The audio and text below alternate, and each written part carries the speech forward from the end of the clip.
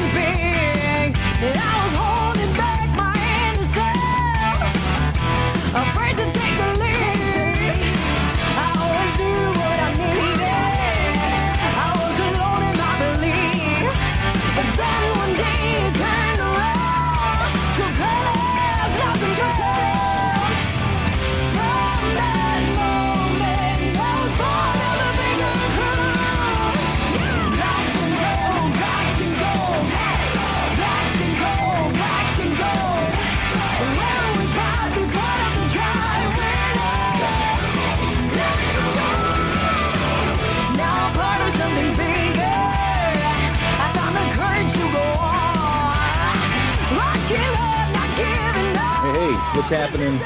What's going on? It's Jay Scott. It's The Hook Rocks, the ultimate rock community podcast. Thanks for tuning in. Do appreciate you. Thanks for listening. We are part of the Pantheon Podcast Network, great network of music-related podcasts. Check out all my friends on Pantheon Pods, including Vinny Appice and Carmen Apice on the Hangin' and Bangin' podcast, and Tom and Zeus. Shout out Loudcast, a great Kiss podcast. Aaron and Chris on Decibel Geek, Martin Popoff, the rock historian, Mac on the Ugly American Werewolf in London podcast, and don't forget the legend Mistress Carrie, legendary DJ on the East Coast, Boston area.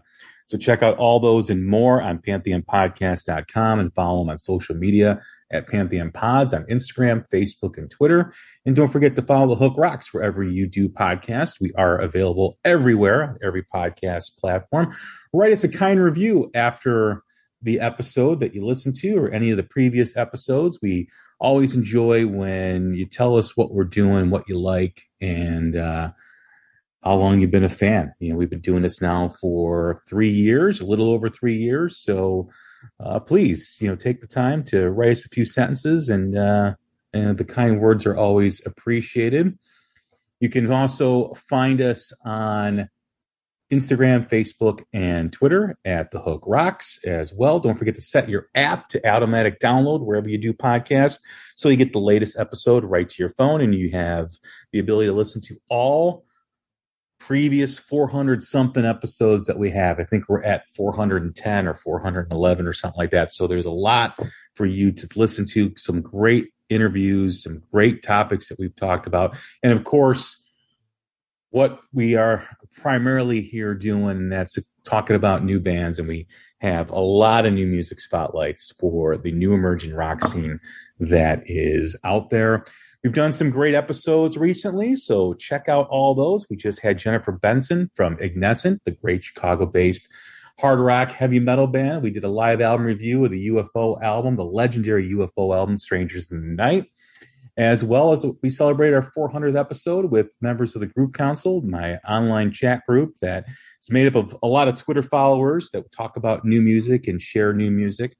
Our 300th episode, or 3-year anniversary episode, I should say, with Stephen Piercy, the legendary singer from Rat, as well as some great new music spotlights. Recently, we had The Warning on, great band from Mexico that is just killing it all over. They just finished up a tour with Pretty Reckless and Hailstorm, and they just played some sold-out dates in their hometown in Mexico, which just looked awesome.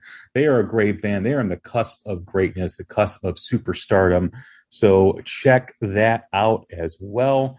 We also did a great interview with Tuck Smith, the singer-songwriter, former frontman of the band Biters. He's got a new single out, Ballad of the Misspent Youth. He's got a new album coming out this fall, and he's got a story to tell. I always enjoy when you get someone on the show that is incredibly honest, doesn't want to hide behind anything or the cliche answers. He's a real dude, and it's always refreshing to hear someone like that and their perspective. So check out the single, as I just mentioned, and check out the interview with Tuck as well. Tonight, we're going to be covering a concert I went to last week in Chicago, Illinois, or just outside Chicago, Illinois, Rosemont, Illinois, called Allstate Arena, formerly the Rosemont Horizon, the town just over from where I grew up, town right next to where I used to grow up. And it was awesome being back there. I was trying to remember the last time I was at a show there. And I got to say, it may have been like 2008 Van Halen reunion tour. And I don't remember the last time I've been there for a concert. I've been there for a hockey game. The Chicago Wolves, which is an AHL team, plays there. And I've been to a couple games there since then. But as far as a concert, as far as a show, I'm trying to remember. And of course, as you get older, as you approach 50, your memory starts to go a little bit. So if I do come up with a show that I went to after that, I will definitely say in a future episode. But I think that was the last show that I was at the Allstate Arena. And I used to go to shows there all the time growing up. I mean, that's where bands used to come into Chicago, whether it was LA Guns opening up for Def Leppard or whoever was playing there. It's known as a place, to play on a lot of rock tours over the years, over the decades. So it's got a lot of history there. And I had the pleasure of seeing one of my favorite emerging bands, Thundermother, band from Sweden, who has a new album out called Black and Gold, which is absolutely tremendous. If you do so choose during this episode or after, please go to Thundermother, their official website at thundermother.com, and find the link. They got some great bundles for the new album with vinyl, CD, T-shirts. They got an autograph, a little postcard that they send you, and it's awesome. They got hats. They got all that kind of stuff. They've got their current tour dates with Scorpions, who they were opening up for. And again, just a great band, a great follow-up to their album a couple years ago called Heatwave, which was one of my favorites for, I believe it was 2020. And this is the follow-up, and it's equally as good, if not better, than Heatwave. I love the album. I've been listening to it. I finally got the CD at the show. I got the vinyl bundle online, and I got the CD at the show. And it's been in my CD player in my car ever since then, now for, approaching a week of just listening to this. So, great album, highly recommend it. So yeah, on to the show, on to the big night. This tour was announced a few months ago, and the original bill was Scorpions, Whitesnake, and Thundermother. And I was so happy that finally a legacy band like the Scorpions was willing to take out a young emerging band, not based on algorithms, not based on what's trending on whatever social media app, based on the fact that they're really, really fucking good and they deserve to be heard. And so thankful that a band from Europe, as the Scorpions are in Germany, and Thundermother is from Sweden, came over to the States and is played on tour. Like, that is so awesome. Do you know how many bands from Europe and the UK and all over other parts of the country that rock fans like myself have been just dying to see live? And Scorpions, man, I say a lot on this show. You know, I don't know 100% fully how shows are booked, but you know, it goes with the promoter wanting to make money back on the ticket prices and the tickets, and they got to sell, you know, seats and put butts in the seats or whatever you want to call it. So they put together these packages. You know, obviously there's the stadium tour that most people know, but even when bands like Priest or other bands come, they always match them with another classic rock band. You know, one of the examples was when Priest came with Uriah Heep, God, 2-3 years ago. Uriah Heep is not going to sell or help sell more tickets to a Judas Priest concert. They're not. I mean, Judas Priest alone is going to sell tickets in Chicago area or wherever they're playing based on them being Judas Priest, one of the greatest heavy metal bands of all time. Uriah Heep is not really going to move the needle very much. Maybe a tad in certain markets, but not overwhelming. So when you see a package like that, and you see all these young emerging bands that are not given a slot on a tour like that, it's disappointing. Because when I grew up and I was going to concerts 30 years ago, 20, 30 years ago, that was the norm. When a big band was touring, they would take out an up-and-coming band. And you didn't have the algorithms that these management companies and these promoters have, and they determines who's popular and who's people are going to go see. I don't know, maybe there's some validity to it, but I maintain my belief that the algorithm does not apply to rock fans because we're not mainstream. We're not into mainstream music. So how can you try to fit an algorithm into an audience or for an audience that really doesn't give a shit about algorithms and what's trending and what's not? Rock bands are not about that. And I know there's this uproar about rock needs to be mainstream. It doesn't. You need to stop thinking about that. We need to stop thinking about rock needs to be bigger than ever. If it becomes bigger than ever, great. But guess what happens with it when it becomes bigger than ever, right? That's when the corporate record companies get involved and the algorithms really blow up, and now it becomes conformed to what pop music is and rap music. And we don't want that. We don't want someone determining what is good for us. We want to find it. Rock fans want to explore new bands, new music. We don't want to hear the same 50 songs on classic rock radio. Maybe some people do. I don't. That's boring. But we don't want to hear all that stuff. We don't want to be determined by an algorithm. And it's so un-rock and roll. It's so un-rock to be, you know, to have this algorithm determine what song comes up next on our feed on a streaming service. It's such bullshit. So getting back to my original point as I rant here, seeing Scorpions take out Thundermother, big applause, big thank you to Scorpions from a rock fan in Chicago who wants to see these bands that are kick-ass from overseas, that don't, you know, have to wait, you know, till they somehow break a trend or break an algorithm. They brought them over. They have them open up for Whitesnake. Now, Whitesnake, David Coverdale, who has had some health issues over the last couple of years, canceled his UK dates and then ended up canceling US dates here with Scorpions because for what I've heard, it hasn't been confirmed by Whitesnake, so I would just say it has not been confirmed that there's an upper respiratory issue with David Coverdale. Obviously, breathing is very important to a singer, so when you have an issue like that, it affects your performance. And David, being the perfectionist that he is and wanting to put on a great performance for his fans, has decided to pull out of this tour. We hope that David gets better. We hope that at some point, Whitesnake does get over to the U.S. I know this was billed as Whitesnake's farewell, and I hope he gets the ability. I hope that he has the chance to say goodbye to his U.S. fans and UK fans at some point.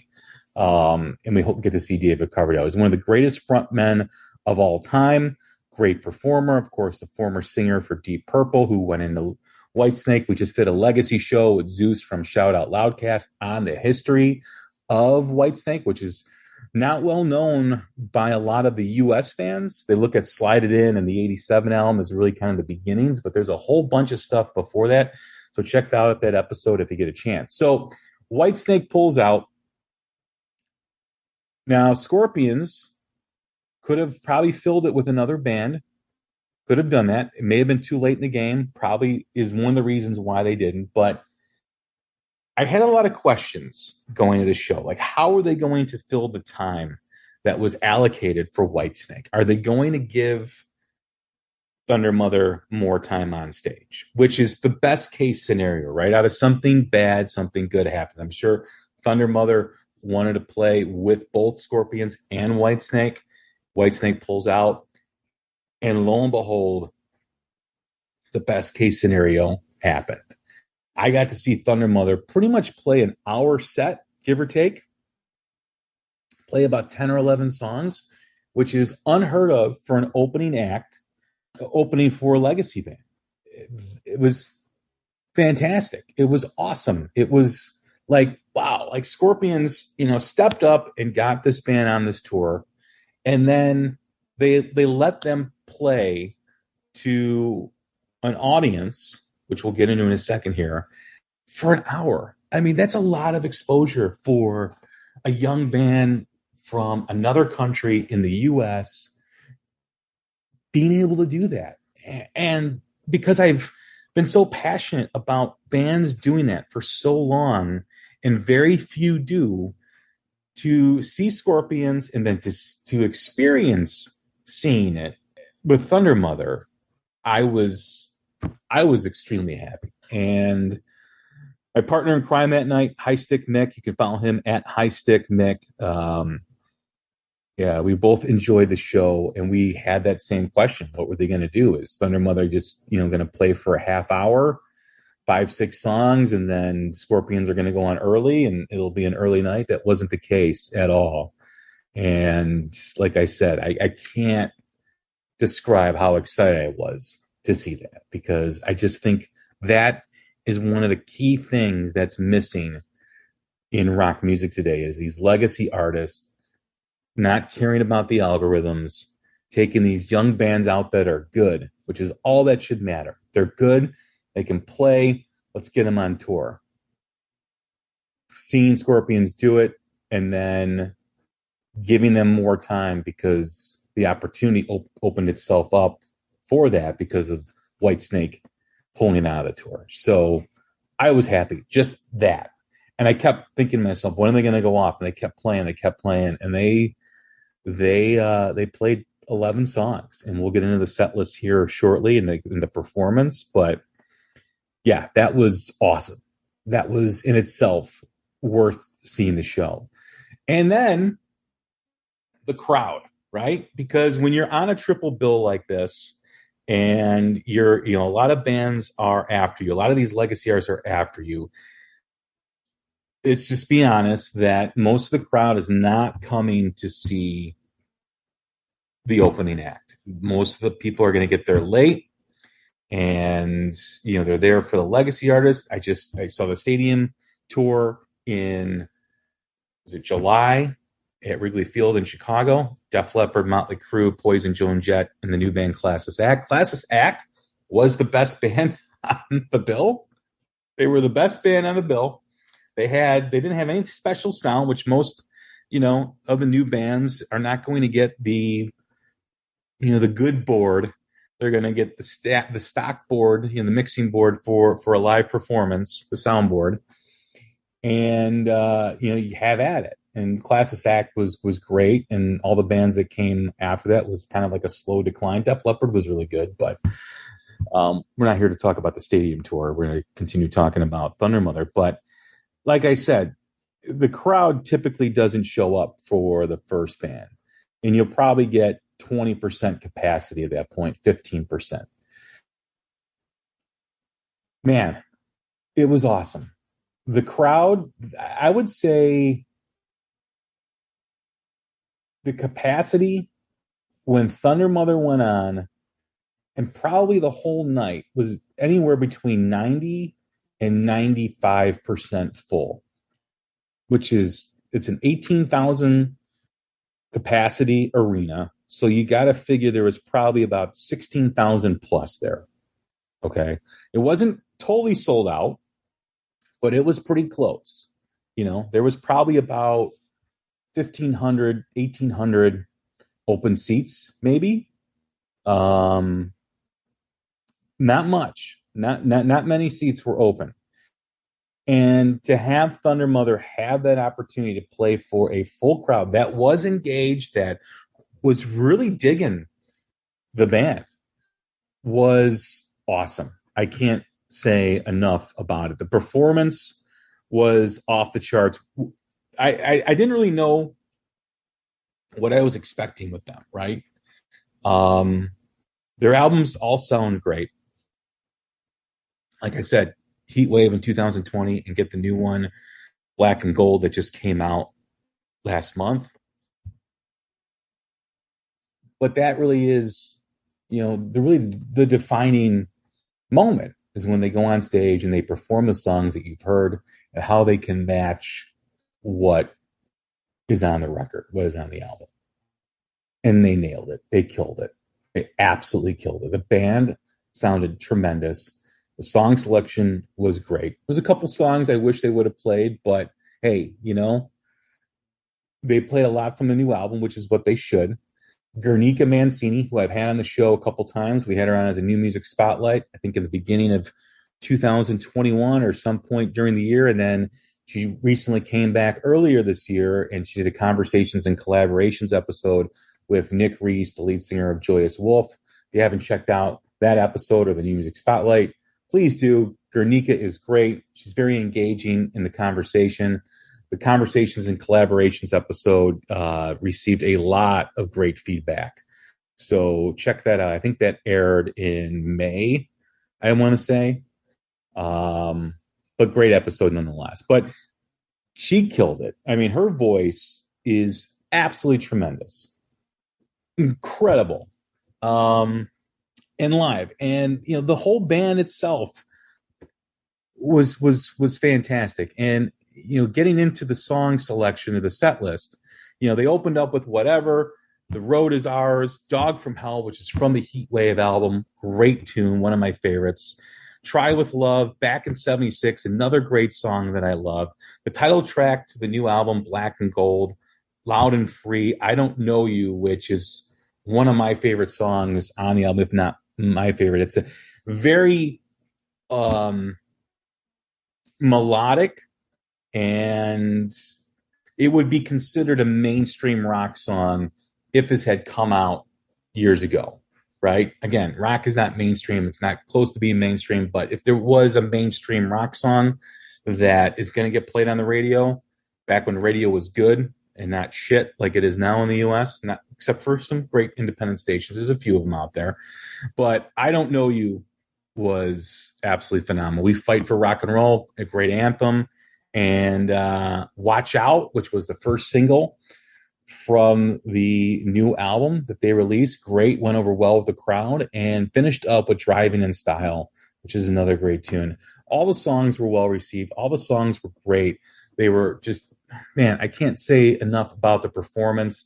Having them for an hour, to enjoy them for an hour, was, I felt lucky. I really did, because as you know on the show, you know, the people that have been listening for a while, this is something that I have wanted. You know, these bands from Europe, these bands from the UK to come over to the US, to have the opportunity to find an audience, to play for an audience. It's very expensive for a band to come from overseas. It's not cheap by any stretch of the imagination. And for them to get the opportunity that they have with this tour, with a great legacy band, I'm just, man,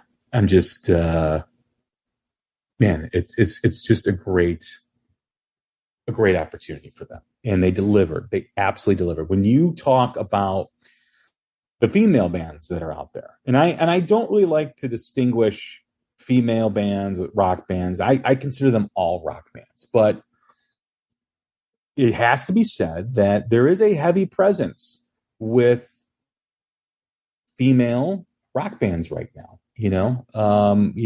From my generation, obviously there was Heart that came in the late 70s. You had Pat Benatar, of course. Stevie Nicks was a big presence. You had bands like Vixen back in the day, but of course the Runaways and Joan Jett and Lita Ford. But you didn't really have a lot like you do now. And I have to say, when you look at the landscape in rock music and hard rock music, and you look at, for one, what Lizzie Hale is doing with Hailstorm, and bringing a lot of these female-fronted, all-female bands on tour with the band, you gotta love it, right? You gotta love it, because they're just as good as any male-fronted rock band that is out there. Again, I don't really like to distinguish. I just like to call them rock bands, but this is the conversation we are having. Hailstorm, brought out Evanescence and a great young band, Plush, recently, earlier this year. And then once that finished up, she turned around and brought out Pretty Reckless. And as you know, one of my favorite young bands that are out there, The Warning, tremendous band. And she's the real deal, Lizzie Hale. She's bringing these bands out. But when you look at, Evanescence and Pretty Reckless, they're a few years ahead of what's happening now with bands like Plush, bands like The Warning, bands like Thundermother, another all-female band. We just had Jennifer Benson on from the hard rock band from Chicago, Ignescent. We've had Abby Kayan. We've had some great female bands. There's the Dirty Denims, which I believe is an Australian band. The Hot Damn, which is in the UK. We had Bastet on the show too as well. Caroline, she was on the show, and there is a tremendous surge right now with female-fronted rock bands. We have the Damn Truth, another great female-fronted band. So the list goes on. There's a lot of great bands. Mysterines. As I'm talking, I'm just remembering the bands that we've had. I've had the Mysterines on a couple times too as well. They're from the UK, and they're all great. They're all part of this new emerging rock movement. But for me, having seen both The Warning now twice and seen now Thundermother, I got to tell you, those two bands are top level. You have to put them both in the conversation when you're talking about top new emerging rock bands. And I'm only saying this because I've seen them live, right? And I haven't seen the other bands live, and I've heard good things about all of them, and I hope to see them at some point. But Thundermother just delivered. I mean, there's no other way to put it. There's no other way to say it. Great performance, great opportunity for them. And it really is nice to see that this band is thriving with this tour. And, when you have Philippa Nazil, great lead guitar player, great riffs, loved her playing at the show. Of course, Guernica, we talked about with singing. And then the rhythm section with Emily and Mona. Mona, the bass player, Mona Lindgren, and Emily Johansson on drums. Man, they just kicked it. It was great. All equal parts for all the band. They are a force to be reckoned with. Thundermother is a band that, I know they've been wanting to tour the U.S. for a long time. They've got this great opportunity to do so, and they are delivering. And what a great opportunity.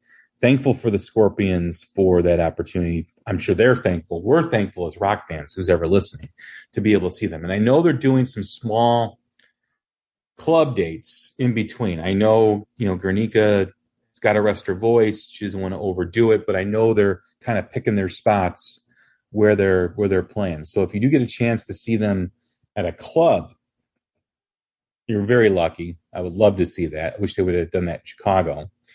But if you have the opportunity to go see them here in the States with the Scorpions, please do so. They've got some tour dates lined up, and they're absolutely delivering. So some of the dates that are coming up here, I know today is the 5th.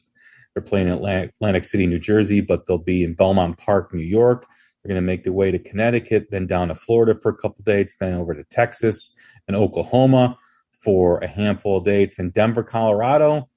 They're going to be making it out to Southern Cal and San Diego and Los Angeles, up north to Fresno, Portland, Spokane, Tacoma, and then ending the tour in Oakland and then Las Vegas, Nevada.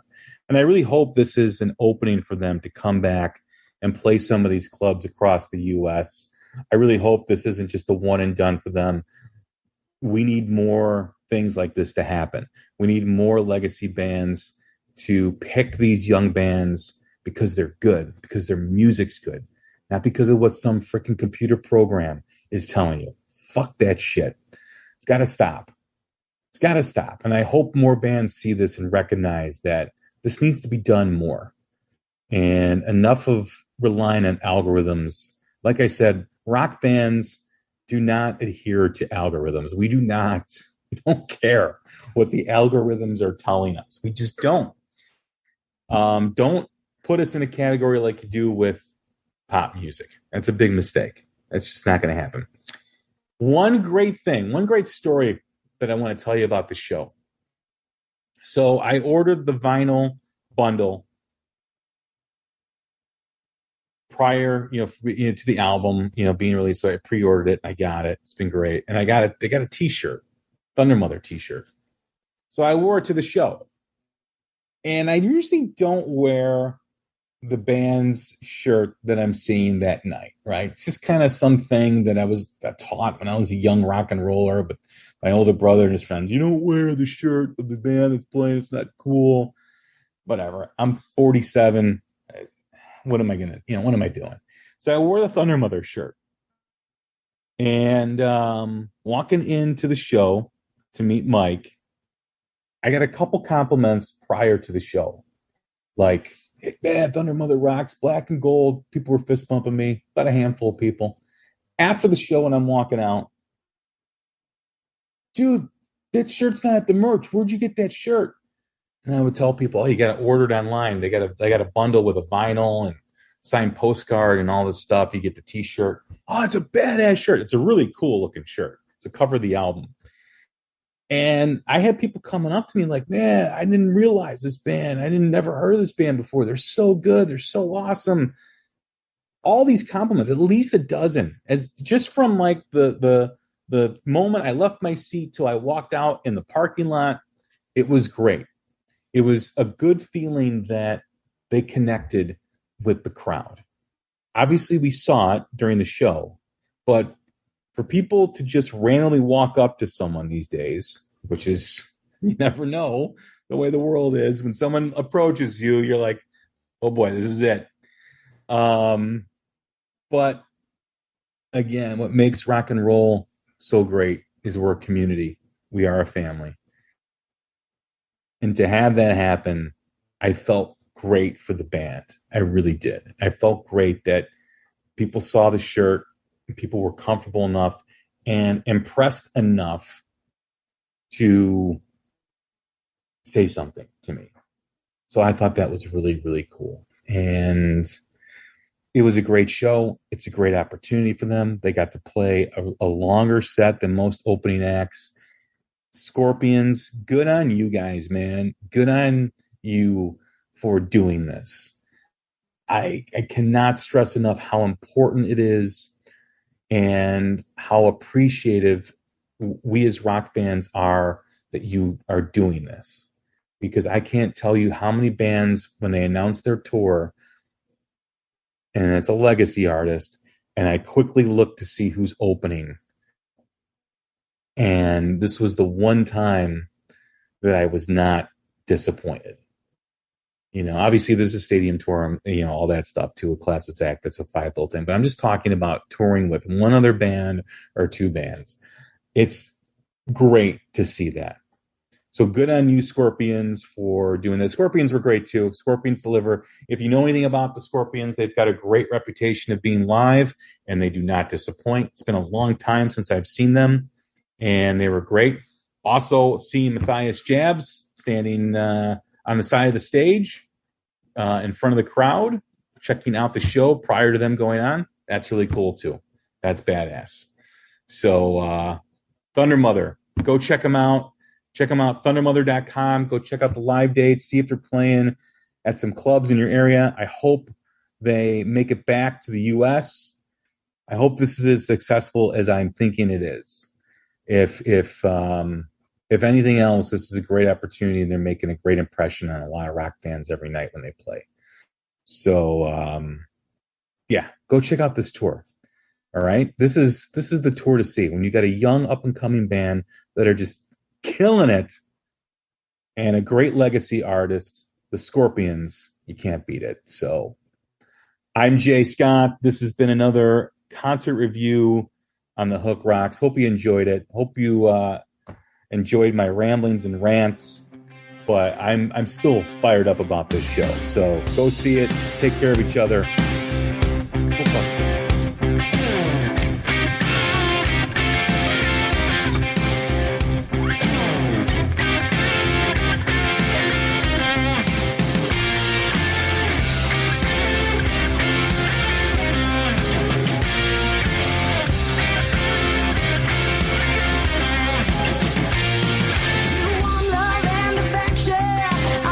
What's on your mind?